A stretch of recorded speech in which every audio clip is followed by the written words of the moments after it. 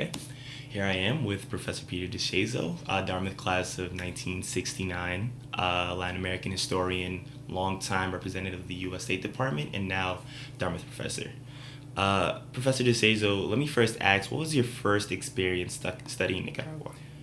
I really didn't. I didn't focus very much on Nicaragua. I didn't focus much on Latin America during my time in Dartmouth. I took one course on Latin American history that really I found quite interesting, and actually wrote a paper about Guatemala.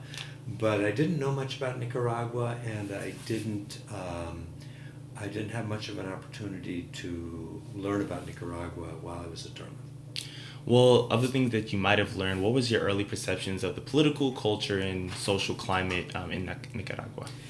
I really began thinking about Nicaragua while I was at graduate school, and the rebellion against Somoza in the mid-70s, in the mid-1970s, was what got most people's attention focused on Nicaragua. From that vantage point, I saw Nicaragua as sort of a traditional kind of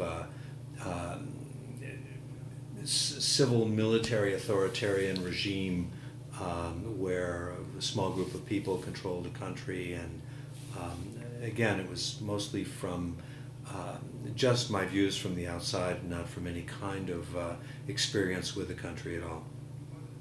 Would you say the U.S. Samosa relationship during the 1970s was an overall good relationship for both parties, or?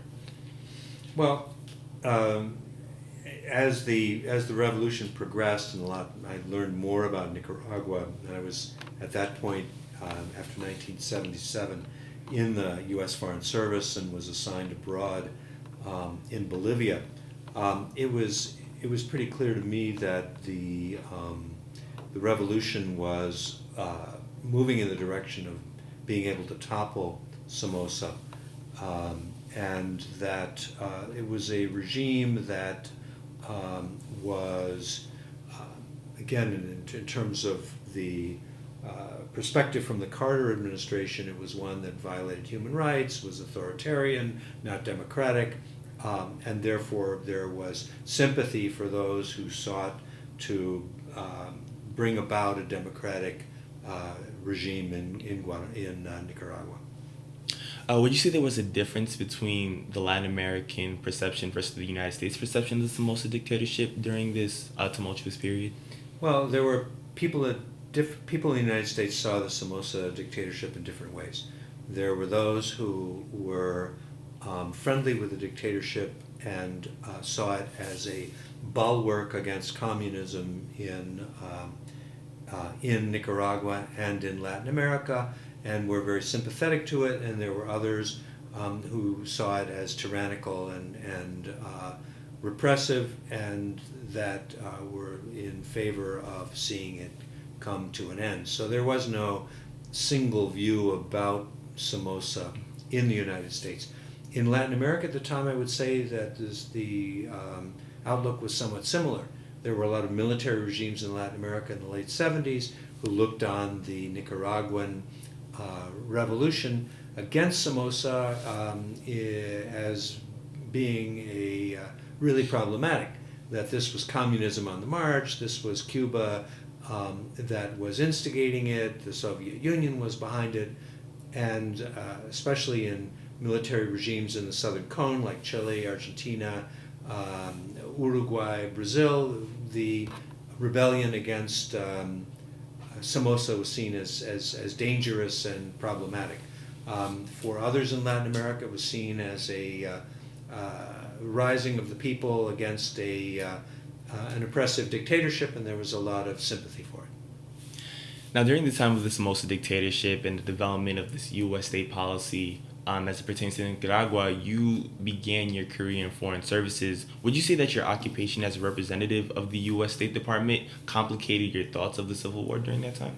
I had my own views about the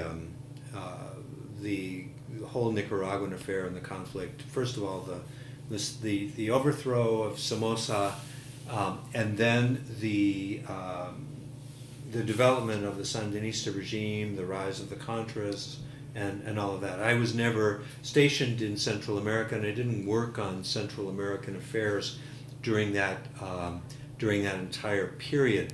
So I was not personally involved in any of it. My own assignments were in South America, where I could see the transition between the Carter years and the concern for human rights, but also the fact that even within the Carter administration, there were certainly there were Cold War concerns about the communism and subversion in Latin America. It wasn't, but there was much more of an emphasis on human rights under Carter. And then the early years of the Reagan administration, where the hardliners who were focused on Cold War issues, focused on concerns about the rise of revolutionary ideologies in Latin America, especially focused on Central America. With all of that came to the forefront. So there was a big debate going on, even within the U.S. government, about how to deal with Nicaragua. So in the aftermath of the Civil War, the Sandinistas clearly emerged as the victor, and in their early development, in the eyes of Latin America versus the United States, would you say the Civil War was effective in bringing about positive change? Well, the presence of the Contras certainly had an effect on the conduct of the of Nicaragua's the conduct of the foreign policy and of the domestic policy of the Sandinista regime. It had a big effect on the Nicaraguan economy. The outcome in 1990, if you want to see that as the final outcome of an election in which the opposition group won, Violeta Chamorro being elected president, that was seen in the United States and in most circles as being positive. But the Contra movement itself and the funding for the Contras was something that was very controversial. In the U.S., you saw Congress strongly divided on the issue of Contra funding.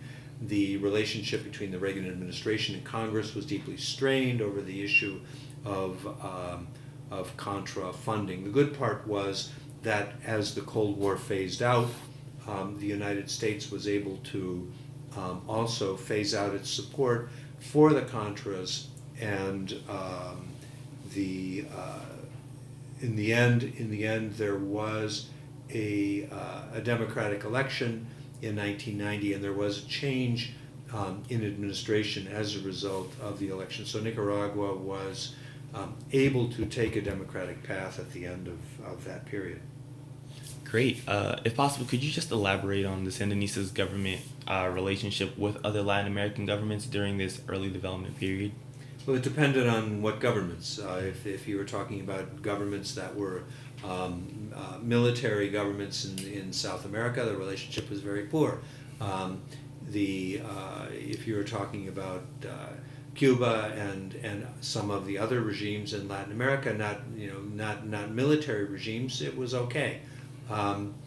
But in fact, there was a lot of support from governments in the region for the rebellion against Somoza in the late 1970s. So there was considerable sympathy for the Sandinistas and for the rebellion against Somoza, but at the same time there was concern about it, depending on the ideological orientation of the regime in power in Latin America at the time, in the different countries.